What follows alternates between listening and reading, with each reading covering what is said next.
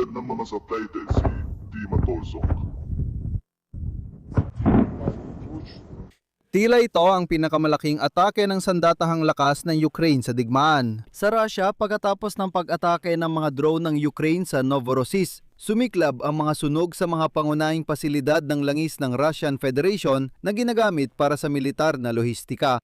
Nasunog din ang pangunahing daungan ng Russia sa Dagat Itim at ilang barko ng kanilang hukbong dagat. Pero sa episode na ito, hindi lang natin tatalakayin ang mga naging epekto ng pag-atake ng Ukraine, kundi pati na rin kung paano tumutugon ang Kremlin sa mga ito. Ngayon, malinaw na hindi na makakamit ni Vladimir Putin ang tagumpay na inaasahan niya dahil napupunta na sa dead end ang digmaan. Sinusubukan ng Kremlin na takutin ang Europa at kasabay nito pati na rin ang mga Ruso. Pero unang-una, syempre ang mga Europeo para subukan nilang pigilan ng Ukraine sa pag-atake sa Russia. Ngayon, sinabi ng ministro ng Ugnayang Panlabas ng Federasyon ng Rusya na si Sergey Lavrov na naghahanda ang kanluran o matake. Sa Federasyon ng Rusya at lipulin ang lahat na may kaugnayan dito, sabi niya, gusto nilang wasakin ang lahat ng bagay na Ruso. Ayon sa kanya, ito ay tungkol sa paghahanda ng pag-atake ng puwersa ng nagkakaisang Europa kung saan muling nabubuhay ang ideolohiya ng nasismo. At ayon kay Lavrov, si Zelensky ang bagong Hitler na aakayin ng buong Europa sa isang malaking digmaan laban sa Rusya. Ako si Alexei Pechi, pag-usapan natin ang paksang ito. Bago tayo magsimula, paki-subscribe sa aking channel, i-like ang video at mag-comment sa ibaba. Malaking tulong ito sa pagpapalaganap ng content sa YouTube at lubos ko itong pinasasalamatan. Mag-subscribe din kayo sa Telegram channel kong Pechi News. Nasa video description ang link.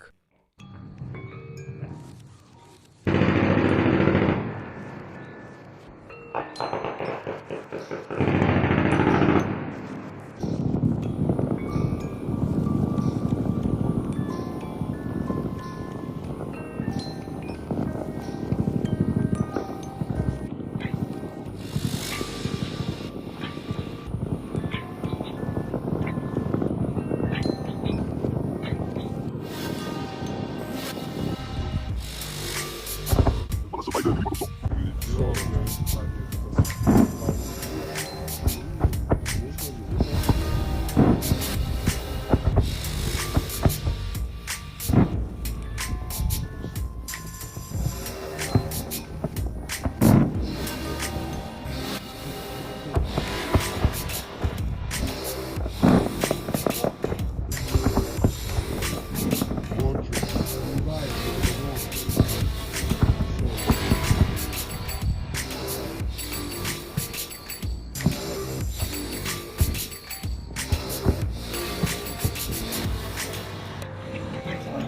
Запитувань Діма Торзов.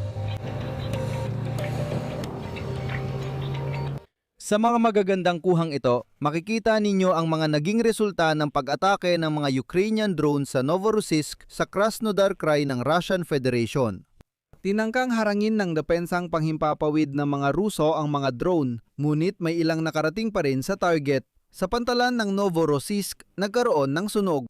At heto, unang kinumpirma ng alkalde ng lungsod na si Andrei Kravchenko ang pag-atake ng mga drone at pagkatapos ay nagdeklara rin siya ng panganib ng missile.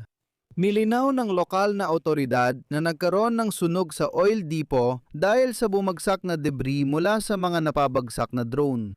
Nasunog ang ilang technical at administratibong gusali, tandaan ninyo ito. Muli, patawad, inihian na naman ang mga Ruso sa muka at sinasabing ang mga debris lang na napabagsak na drone ang sanhi ng ganitong mga pagkasira. Iniulat ng punong himpilan ng sandatahang lakas ng Ukraina na sumiklab ang mga sunog sa mahahalagang pasilidad ng langis sa Novorossiysk matapos ang pag-atake noong gabi ng Mayo 23 ng Federasyon ng Rusya na ginagamit para sa militar na lohistika. Isa sa mga pangunahing target ay ang oil terminal na Sheskary sa Novorossiysk. Ang Sheskary ay isa sa pinakamalalaking oil terminal ng Rusya sa Itim na Dag at bahagi ng sistema ng Transneft. Ginagamit ang pasilidad sa paglipat ng langis, produktong petrolyo at pagsuporta sa pangangailangan ng hukbong pananakop ng Rusya. Sa lugar din ng Novorossiysk, tinamaan ng isang kompleks ng mga tangkay ng imbakan. Pagkatapos ng pag-atake, naitala rin doon ang sunog. Ayon sa General Staff ng Sandatahang Lakas ng Ukraine, mahalagang bahagi ng Sheskharis Complex ang oil depot at ginagamit ito sa pag-iimbak at transportasyon ng langis at gasolina. Dagdag pa, inatake ng mga sundalong Ukrainian ang base ng mga barko ng lihim na plota ng Russian Federation sa Itim na Dagat. At hindi bababasa na kumpirma ang pagkakatama sa tanker na Chrysalis. Ayon sa mga Ruso, nangyari lang daw ito dahil sa pagbagsak ng mga labi ng mga drone na napabagsak na. Dito, magbibigay ako ng mahalagang paliwanag. Ang totoo niyan, ang dalawang industrial na lugar ng langis na Gruzavaya at Sheskharis ay magkahiwalay ng 12 kilometro at kabilang sa pinakamalaking transshipment complex sa timog ng Rusya, ang Chernomor-Transnev. Ang terminal ay tumatanggap, nag-iimbak at nag-export ng kargamento.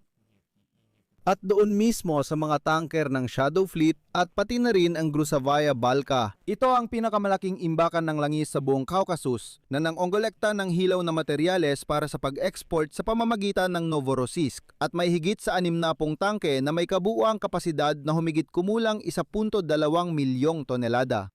Makalipas ang ilang oras, iniulat ni Robert Magyar Brody, commander ng mga puwersa ng mga sistemang walang piloto ng Sandatahang Lakas ng Ukraine, tungkol sa Ukraine sa Novorossiysk. Natamaan din ang frigate ng Black Sea Fleet ng Russia na si Admiral Esen na isang tagadala ng mga missile na uri ng Kaliber. At bukod pa rito, nakarating din ang ating mga drone sa isa pang barkong pandigma. Ayon kay Magyar, noong gabi ng Mayo, 23 ang mismong Admiral Esen at ang missile ship ng proyekto, 1,239 na nasa air cushion ay napasa ilalim sa pag-atake habang nagsasagawa ng raid ang mga puwersa ng mga sistemang walang piloto. Sa daungan ng Novorossiysk at oil depot ng Gruzevaya Balka. Gayun din, ayon sa commander ng mga puwersa ng mga sistemang walang piloto, sa parehong gabi ay naabot ng SBS ang mga target ng Russia sa pansamantalang sinakop na mga teritoryo ng Ukraine. Partikular, winasak nila ang OSA Air Defense System sa Donetsk, tinamaan ang rear base at logistics hub ng mga mananakop sa bayan ng Rovenki. Tinamaan din ang command center ng mga drone sa Oleski sa Kherson Region, pati na rin ang mga fuel tanker, espesyal na kagamitan at armored vehicle sa Zaporizhia.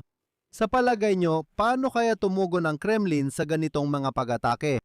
Tama, lalo pa nilang tinakot ang mga mababangis at hindi naliligo ng mga Ruso ng mga kwento na gusto raw sirain ng isinumpang kanluran ang inang Rusya. Kaya kailangan magsama ang lahat para sa dakilang digmaang makabayan.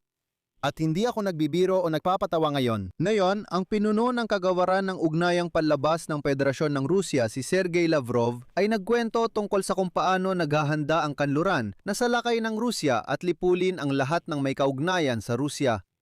Ayon sa kanya, ang tinutukoy ay ang paghahanda ng pag-atake ng mga puwersa ng nagkakaisang Europa kung saan muling nabubuhay ang ideolohiya ng rebansismo. Narito ang eksaktong sipi mula kay Sergey Lavrov. Sa ngayon, sa ilalim ng parehong bandila ng nazismo at rebansismo, bumubuo sila ng pan-Europeanong grupo para salakain ang Rusya, hindi lang sa hybrid na paraan, kundi iniisip na rin ang pisikal na pag-atake.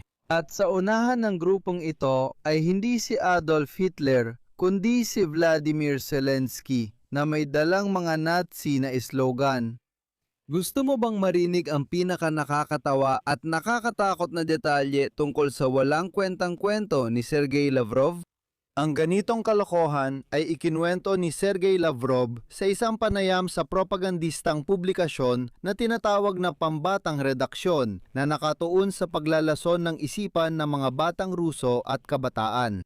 Kaya ang mga bata at kabataan ay kinukwentuhan na sa Europa ay may bagong ikatlong Reich at sa halip na si Adolf Hitler, na yon ay si Vladimir Zelensky na siyang nagpapakilos sa buong nagkakaisang Europa na pupunta raw para wasakin ang lahat ng bagay na Ruso.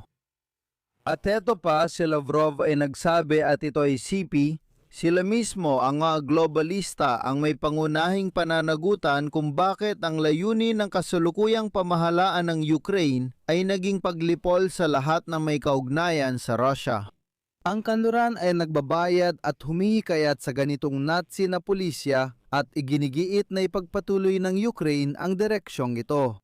Hindi matanggap ng kanluran ang pag-iral ng Federasyon ng Russia bilang isang malaya at independenteng entidad na nag-aalok ng alternatibong sibilisasyon. Nakakatawa lang pakinggan yon, mga Ruso at sibilisasyon. Parang biro lang yan. At bilang pangunahing senyales na muling nabubuhay daw ang nazismo sa Europa, halimbawa, binanggit ni Lavrov si Kanselyer ng Alemanya, Friedrich Merz, na kamakailan ay nagsabing lalong nagiging agresibo. At dahil sa mabangis na Rusya na walang habas na umaatake sa mga kapitbahay nito at hindi kayang mamuhay ng sibilisado kasama ang mga ito, dapat maging pangunahing puwersang militar ng Europa ang Alemanya.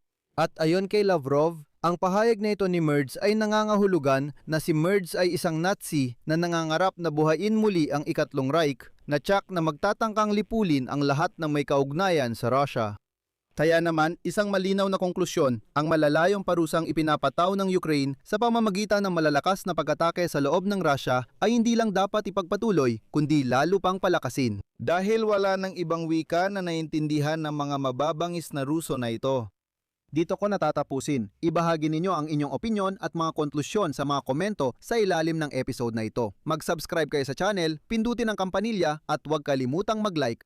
Kung nais ninyong suportahan ang YouTube channel na ito, lubos akong nagpapasalamat. Pwede kayong mag-donate gamit ang mga link at detalye sa video description.